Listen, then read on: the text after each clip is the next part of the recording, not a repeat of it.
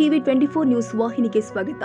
ಹಾವೇರಿ ಜಿಲ್ಲೆ ಶಿಗ್ಗಾವಿ ತಾಲೂಕು ನಾರಾಯಣಪುರ ಗ್ರಾಮದಲ್ಲಿ ರವಿವಾರ 3ನೇ ದಿವಸದಂದು 6:30ಕ್ಕೆ ದಿವ್ಯ ಸಾನ್ನಿಧ್ಯದಲ್ಲಿ ಶ್ರೀ ಸೀಬ್ರ ಗುರು ಮಹೇಶ್ವರ ಶಿವಾಚಾರ್ಯರು, ಗುರು ನಂಜೇಶ್ವರ ಮಠ ಕೂಡಲ, ಶ್ರೀ ಮಾನಿಪ್ರ ಅಭಿನವ ರೇವಣ ಸಿದ್ದೇಶ್ವರ ಮಹಾಸ್ವಾಮಿಗಳು ಸಂಸ್ಥಾನಸ್ಥ ಹುಬ್ಬಳ್ಳಿ ಅಧ್ಯಕ್ಷರು ಆದ ರವಿ ಮಂಕಾಪುರ ಅಧ್ಯಕ್ಷರು, ಬಸವ ಕೇಂದ್ರ ನಾರಾಯಣಪುರ ಪ್ರಾಸ್ತಾವಿಕ ನುಡಿ ಡಾಕ್ಟರ್ ಆರ್ಎಸ್ ಅರಳೆಲೆ ಮಠ ಅಧ್ಯಕ್ಷರು, ಲಯನ್ಸ್ ಸ್ಕೂಲ್ ಮಂಕಾಪುರ ಶಾಸಕರು, ಶಿಗ್ಗಾಂವ್ ಸೋಲೂರು ಕ್ಷೇತ್ರದ ಅಹಮದ್ ಖಾನ್ ಪಠಾಣ್ ಮಾಜಿ ಸಂಸದರು, ಶಿಗ್ಗಾಂವ್ ಮಂಜುನಾಥ್ ಕುನ್ನೂರು, ಚಿನ್ನಬಸಪ್ಪ ಗುಳ್ಳತ್ಕೇರಿ ಅಧ್ಯಕ್ಷರು, ಡಿಪಿಪಿ ನಾರಾಯಣಪುರ ರುದ್ರಪ್ಪ ಉಳ್ಳಾಗಡ್ಡಿ, ಸ ರಾಯನಾಳ, ಮುಖ್ಯ ಅತಿಥಿಗಳು ಆದ ಸಿವಿ ಮಾಸನಕಟ್ಟಿ, ನಿವೃತ್ತ ಶಿಕ್ಷಕರು ಶಿವಾನಂದ ಬೆಳೆಕುದುರೆ, ಮೃತ್ಯುಂಜಯ ಚಿಗರಿ ಮಠ, ಗಿರೀಶ್ ಬೈಲವಾಳ, ಚಿನ್ನಪ್ಪ ರಾಯಣ್ಣವರ್, ಅಶೋಕ ಮೂಡಣವರ್, ರಮೇಶ್ ಕಲಿವಾಳ, ಜಗದೀಶ್ ಹುರುಡಿ, ಚೆನ್ನಮ್ಮ ದುಂಡಪ್ಪ ಬಂಕಾಪುರ್, ಬಸವ ರುದ್ರಪ್ಪ ಉಳ್ಳಾಗಡ್ಡಿ, ಗುಡಪ್ಪ ಜಲ್ದಿ, ಕುರ್ಸಾಪುರ್, ಶಂಪಣ್ಣ ಹೊನ್ನನವರ ಮತ್ತು ಮಕ್ಕಳಿಂದ ಸಾಂಸ್ಕೃತಿಕ ಕಾರ್ಯಕ್ರಮದ ಜರುಗಿಸಿತ್ತು. ಅನ್ನದಾಸೋಹ ಧರ್ಮಸಭೆ ಕಾರ್ಯಕ್ರಮದಲ್ಲಿ ಸದ್ಭಕ್ತರು ಉಪಸ್ಥಿತರಿದ್ದರು.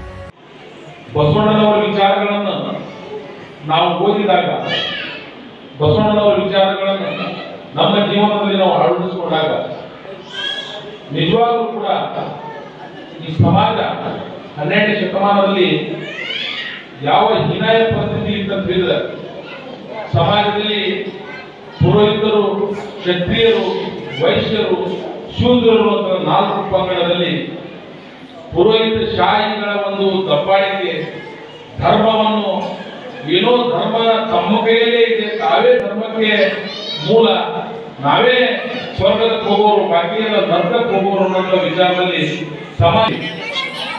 ಬಸವಣ್ಣನವರು ಕೂಡ ಏನು ಅವ್ರು ಸಾಮಾನ್ಯ ಕುಟುಂಬದಲ್ಲಿ ಜನಿಸಿರ್ಲಿಲ್ಲ. ಅವರು ಕೂಡ ಪುರೋಹಿತ ಶಾಹಿ ಕುಟುಂಬದಲ್ಲಿ ಜನಿಸು,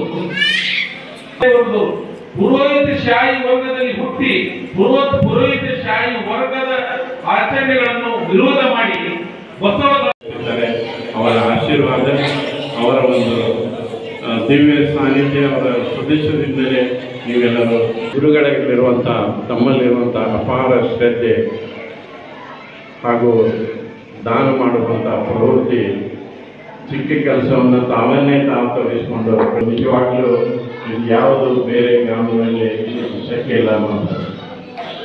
ನಾವು ಸುಮಾರು 8 ವರ್ಷಗಳಿಂದ ಕಾರ್ಯಕ್ರಮ ಬೆಳೀತಾ ಇರೋದಕ್ಕೆ ಕಾರಣ ಮಹಾಸ್ವಾಮಿಗಳ ಆಶೀರ್ವಾದವಾಗಿದೆ.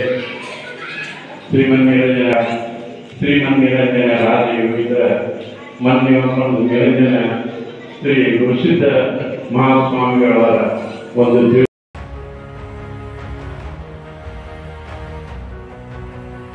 ಕನ್ನಡಿಗರ ಮೆಚ್ಚಿನ ನಿಮ್ಮ ಟಿವಿ 24 ಕನ್ನಡ ನ್ಯೂಸ್ ವಾಹಿನಿ ಇದೀಗ ಟಿವಿಯಲ್ಲಿ ಲಭ್ಯ.